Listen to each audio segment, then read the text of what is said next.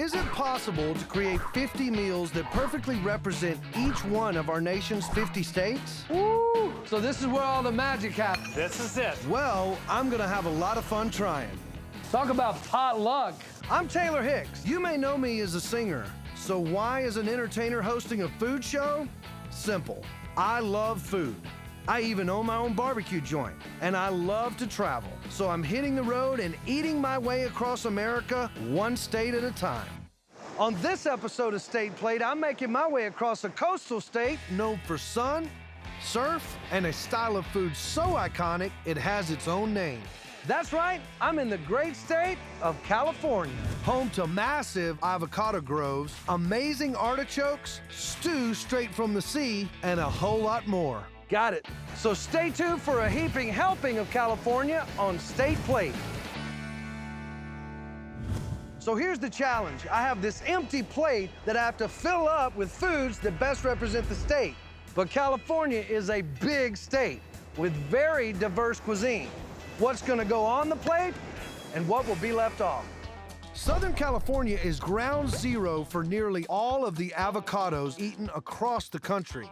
Central California grows so many fruits and vegetables, it's nicknamed the salad bowl of the world. The wharves of San Francisco are synonymous with sourdough. And all along the coast, the Golden State is literally swimming with seafood. So let's hit the road and fill up a plate with the best foods the Golden State has to offer. For our first taste of California cuisine, I'm headed to the Groves. And not just any groves. The California Avocado Grove. Yes, sir. Welcome to beautiful Carpinteria, California. Thanks for having me. You're here in the middle of an orchard, about 48-acre property. So that works out to almost 5,000 trees on this property. It's no surprise the avocado is the official fruit of California. More than 5,000 farmers grow this iconic crop year-round, and a single tree can produce up to 200 pounds of fruit. California produces about 98% of all the avocados grown in the United States. So you're right at the center of avocado production right here. This is the epicenter. Why California and why the avocado? We have a unique climate. It's a nice, dry Mediterranean climate. Avocados are very particular about where they're grown. They will not tolerate freezing temperatures. Anything below 32 is a disaster for us. And really, anything over 100 degrees is also a disaster. So they really require a very special, very particular climate. So this is the perfect place. Absolutely, absolutely.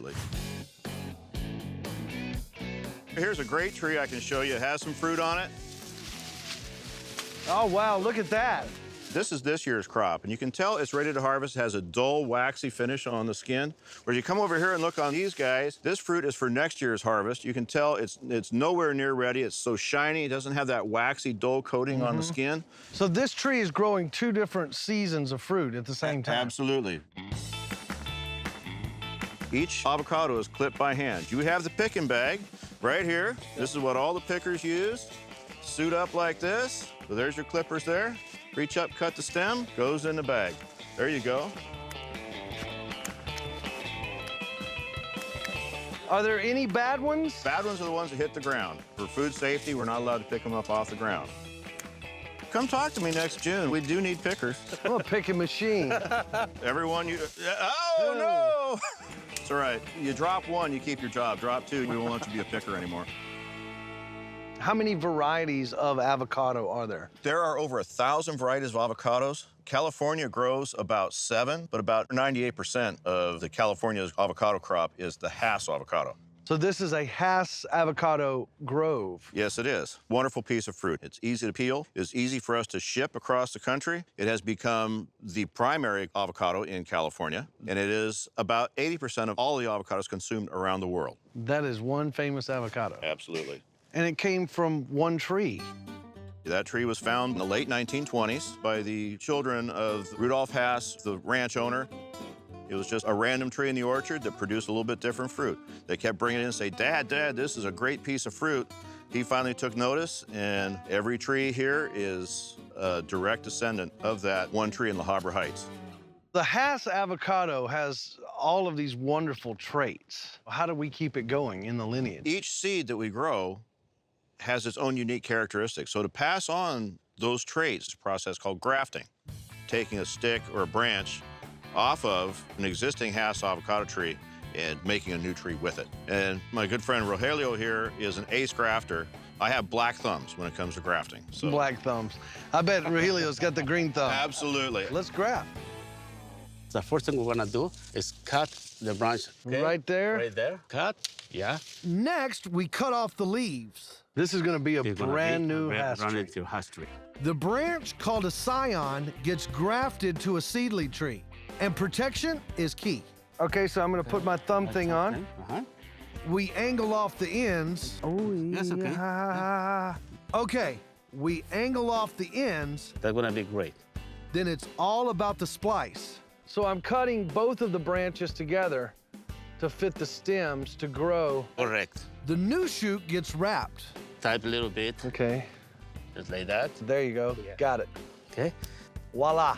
And the final step, an application of grafting sealer to retain water and help the new tree grow. So now we have a finished product here. Where does this particular tree go? This will go back in the nursery for about a year to grow out to a larger size, leaf out, make sure everything's good. After that, it'll come back out in the field and we'll plant it in as part of a new orchard. Look at this, you got 2 new professions in one day. That's right. The double H, the Haas Hicks tree. I like it.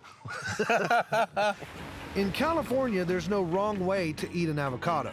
Raw, with eggs, tossed in a salad, but nothing says California quite like guacamole, an iconic mix of fresh avocado, tomato, onion, and cilantro.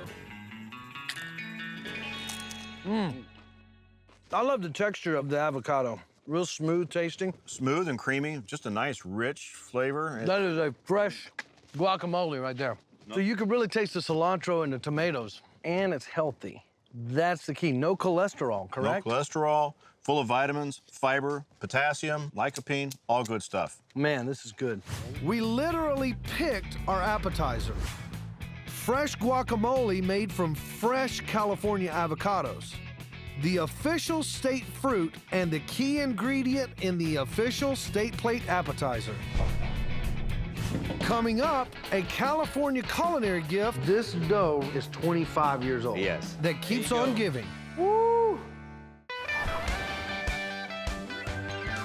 I'm filling up a plate with the best foods in California. With over 800 miles of coastline, California has some killer seafood. In fact, residents of the Golden State eat more seafood than any other state in the nation.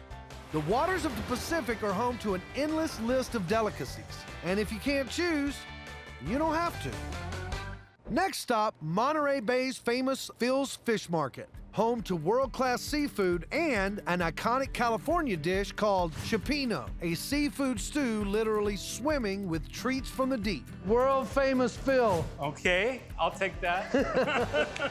You got a lot of seafood here, but I want to know about the chipino. So chipino is a fish stew that is done with a tomato base, fresh fish that's put together in a pot. And it really started in the turn of the century in San Francisco. Chipino is a truly communal food. In the early 1900s, many fishermen lived on their boats, and cooking individual family meals made little sense. What they would do, they have a pot, a community pot. And they would, hey, Pasquale, where are you going today? I'm gonna go get crab. And Bruno, what are you gonna do? I'm gonna get clams. So they would come in and they would have this community pot going and they would chip in. I was about to say Yeah, they would chip in. The Italians had a little trouble with the word chip in, and they kept going chippy, chippy, chippy, chipino. And that's where it started in San Francisco over 100 years ago. So what's all in a chipino? You know, you could do it any kind of fish you want. Our particular chipino that we do, that we specialize in, is 7 different seafood. 7 different seafoods. Yeah. Let me show you what we use. for that. Okay. So this is where all the magic happens. This is it, right here. See this pot? It's a regular pot, right? It's gonna be a magic pot. This is pesto, olive oil, and garlic, and fresh basil. We start off with manila clams, and then nice black mussels. So this is the beginning of Phil and Taylor's chipino. You got it. What's next? Red snapper, please. This is the sauce. 3 blends of tomatoes. California grown. Bring it up to a little bit of simmer. There we go. Now the calamari. Sì, Bello calamari. Bella calamari. Bello. Okay, chopped clams. Then from there, we use the local crab, which is a Dungeness crab. Is this the last one or we keep No, going? we got 2 more to go. Yeah. Got 2 more to go, baby. The 2 final fish, shrimp and scallops. Talk about pot luck. And before you can say chip in, It's done. I'm stumped. I don't know what to eat first. I'm gonna go with the calamari. Oh man, and it's almost like you can taste every one of those Magic 7 in one bite. Exactly. This Dungeness crab is absolutely divine. This is gonna be one for the ages. and 1 for the California State Plate. We've got our entree, a hearty bowl of healthy chipina. Our next state plate contender is taking us north to the Golden Gate and the world-famous City by the Bay. California isn't just famous for growing fruits and vegetables. They know how to bake some bread, too. And not just any bread, classic San Francisco sourdough bread. Next stop, Claudio's Bakery. This is the place for sourdough. Claudio's Bakery, you came to the right place. Sourdough's been around for For thousands and thousands of years. Yeah. Egyptian time. Egyptian times, yeah. Sourdough bread may have been born in Egypt, but it rose to fame right here in San Francisco. During the California Gold Rush, miners struck more than gold. They discovered the San Francisco air was filled with naturally occurring bacteria that puts the sour in sourdough. And that just gives it this good tangy taste to it. You could call sourdough the gift that keeps on giving. One batch of mother dough can produce offspring bread for decades. How long has this mother dough been around? This one here particularly has been around for 25 years. So this dough right here is 25 years old. Well, basically, yes. So how can dough last for 25 years? Throw it in there. By mixing it daily with additional flour and ice water. Go ahead, that black button right there. The process is called rejuvenation. It keeps the mother dough fresh and doubles the volume daily. So this is the rejuvenated mother dough. Right. The dough gets mixed again. Half is retained as mother dough, That's good. and half gets baked into bread. Woo! That's some good sourdough right there. Ready to taste it? Yeah, I'm ready to eat it. Too much. Oh. Got that little tangy taste, doesn't it? Yeah, it takes a little tangy. Inside's a beautiful, soft, really soft in your mouth. Mm-hmm. And there's a little bit of outside crust here. This is some good bread. Looks like we've baked up our first side dish on our main plate. Fresh, baked San Francisco sourdough. Coming up, Got it. I've got our next state plate contender in the bag. I think that's the Taylor Hicks method. I've never seen that one before. Our California state plate is filling up. Let's see what else is growing around here. It's no surprise California is called the salad bowl of the world. On a mere 4% of the nation's farmland, the Golden State produced more than 400 fruits and vegetables, including 90% of the nation's grapes, walnuts, peaches, pomegranates, dates, figs, kiwis, you get the picture. But there's one crop so iconically California, it's literally not grown in any other state. Welcome to Castroville, California, a tiny farming town with a big claim to fame. The artichoke capital of the world. You made it. Nearly 100% of artichokes are grown in California. 99% of them right here in Castroville. It's a year-round crop worth an estimated $58 million per year. So why is Castroville the artichoke capital of the world? Well, it really revolves around climate. So we're located here in the centralmost point of the Monterey Bay. So here we have this coastal, foggy influence. Cool daytime temperatures is just essential to producing that quality artichoke. What you're seeing here on the artichoke plant is actually an immature flower bud. So this cool coastal climate is essential to keeping that flower bud nice and tight. If we subject this bud or artichoke to a warmer climate, it would want to flower. So the artichoke is actually a flower. It is. It's a member of the thistle family. We're just eating it in an immature state before it flowers. So a lot of people don't realize the beautiful thing about this plant is that they are all harvested by hand-picked. That's exactly right. And we've got a lot of work today. Are you ready? Ready as I'll ever be. This bag is called a canasta. Canasta. Correct. And so we'll put this on our back, just like a backpack. And so you just flip it over your shoulder there, other hand through. Then we're gonna need a pair of gloves. Right. And the next thing is going to be a knife. This is a fruit knife. And this will slide right underneath the artichoke stem, and then it'll fall into your hand, and we'll toss it over the shoulder. My first day of artichoke school. Let's do this. So we're gonna hold the knife in our hand just like this. We'll place the blade on the stem and just pull the knife through. That just came right off. It definitely did, almost like cutting butter. Once it's off, you just chuck it over your head behind you. Did you make it? Yeah, yeah. And so we just start walking.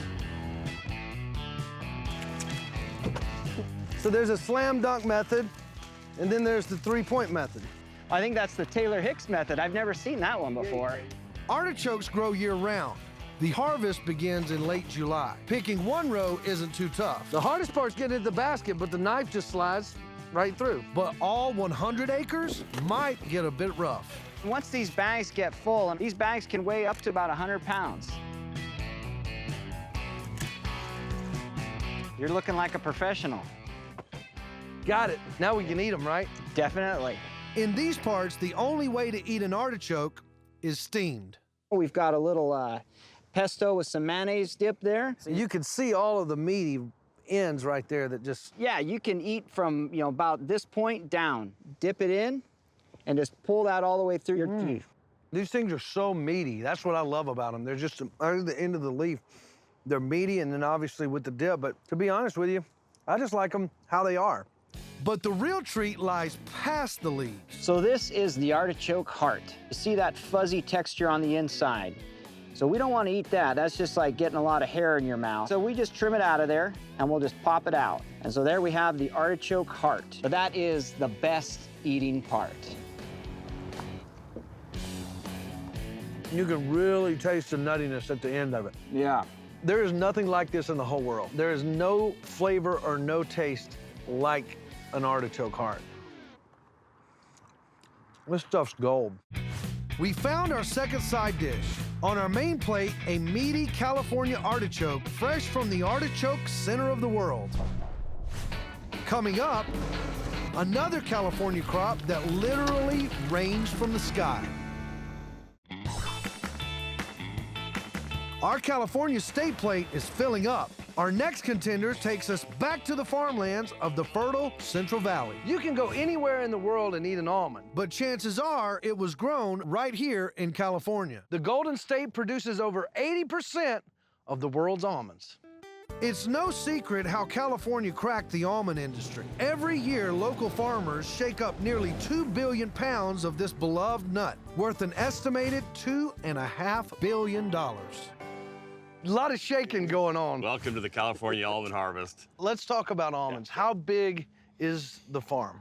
Our farm is 350 acres. We have about 35,000 trees, and we produce about 500,000 pounds of nuts. I moved here from Switzerland because I fell in love with the almonds. Almonds are extremely healthy for you, and we can grow it in harmony of nature. Like the owner himself, the almond is a transplant from overseas. It thrives in California thanks to the Mediterranean climate. What place in the Mediterranean is very similar to this climate? Spain and part of Italy.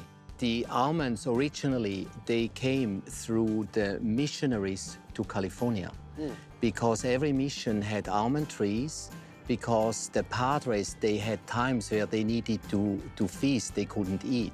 And that's how they could survive. Have you ever seen a thin padre? No. Even when they feasted, they're like that. That's Well, the I'm not story. going to be a thin padre when we get done with these almonds. Yes, we have a lot of nuts here. We used to take them off by hand, and now we can just take them off in a matter of seconds. We have now a mechanical shaker where we can shake 1,000 to 2,000 trees a day. 2,000 trees a day. I've done a lot of shaking in my time, but not like this. Sounds good. Ready to roll. Almond trees are dormant from mid-November to February. But August through October, the fields come alive. And all across the Central Valley, California almonds literally rain down from the trees. Look at our good work down here. And let's open up what you've got harvested here. We've got the hull. We have the inner shell. And then we have the actual almond kernel itself. Congratulations. Yeah. So the flavor is very mild and sweet and very, very rich. Nationwide, the most popular almond dessert is the cookie. But in true California style, folks here eat them closer to their natural form, roasted and lightly sprinkled with cinnamon and sugar. You can taste the mild but very sweet, nutty flavor in the almond. California almond, the sweetness, and it's so phenomenal how the nuttiness is still there. And that's the secret of that soil, of the sun. The trees are happy. Only in California. On our dessert plate, a healthy heaping of sugar-roasted almonds, nutty and sweet, kind of like the Golden State itself. Our California State plate is the perfect nod to genuine California cuisine. On our appetizer plate, fresh guacamole and chips, a Golden State staple made from the official state fruit. That is a fresh guacamole right there. On our main plate, a simmering bowl of cioppino straight from the sea, a classic side of San Francisco-inspired sourdough bread, and a homegrown artichoke. This is some good bread. And for dessert, sugar-roasted almonds shaken straight from the source. You can taste the mild but very sweet, nutty flavor in the almond. As they say in California, that's a wrap.